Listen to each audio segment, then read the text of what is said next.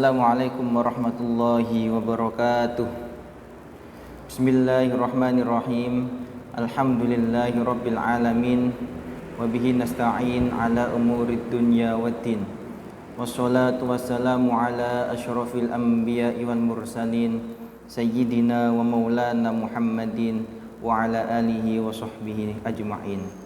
Rabbi syrah li sadri wa yassir li amri wahlul 'uqdatam min lisani yafqahu qawli, amma ba'du.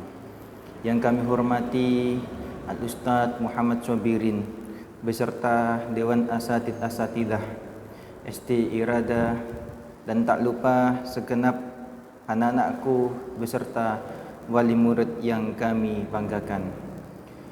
Puji syukur alhamdulillah kita aturkan kepada Allah Subhanahu wa taala, yang mana pada kesempatan yang insya Allah penuh berkah ini kita semuanya masih diberi nikmat, taufik serta hidayahnya, sehingga kita semua dapat melaksanakan aktivitas kita sehari-hari dalam keadaan sehat walafiat.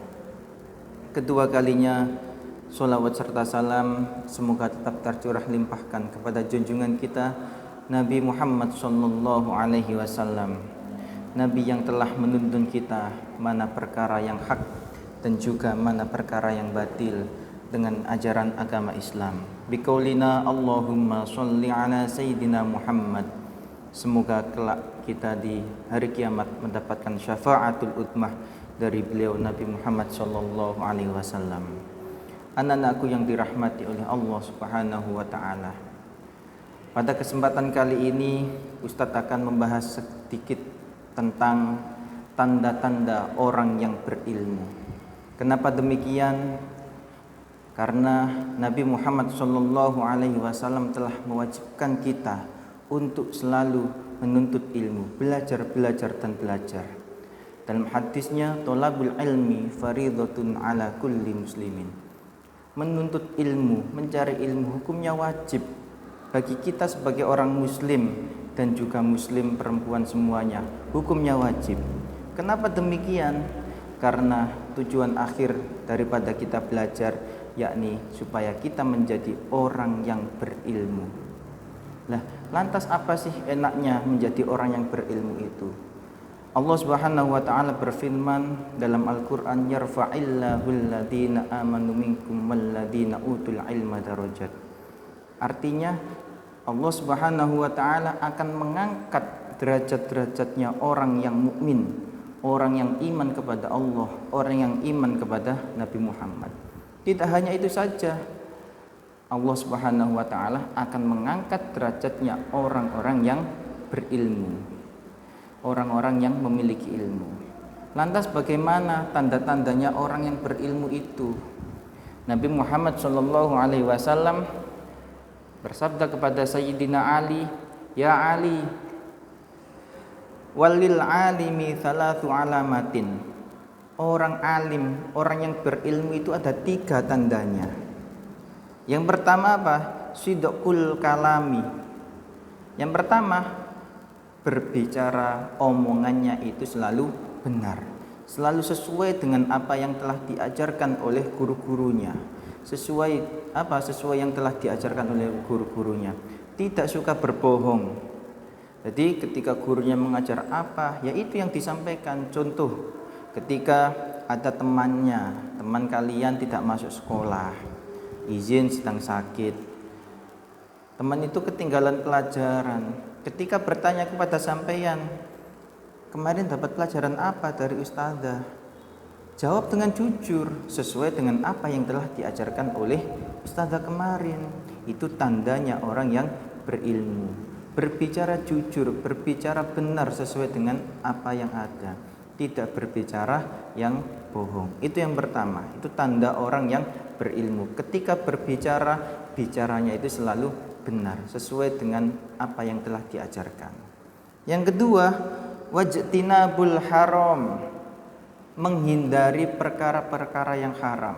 Tidak hanya perkara saja, makanan, minuman, perlakuan, semuanya yang haram, yang dilarang oleh Allah Subhanahu wa taala itu dihindari.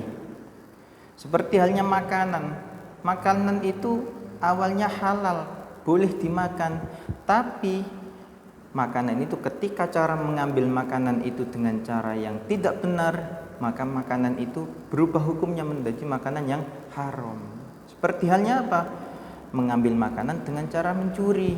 Contoh, di dalam kelas ada makanannya teman yang sudah jelas-jelas milik teman itu, tapi ada anak yang mengambil makanan itu tanpa seizin orang yang memilikinya. Maka makanan itu seharusnya makanan yang halal ketika cara mengambilnya itu dengan cara yang tepat.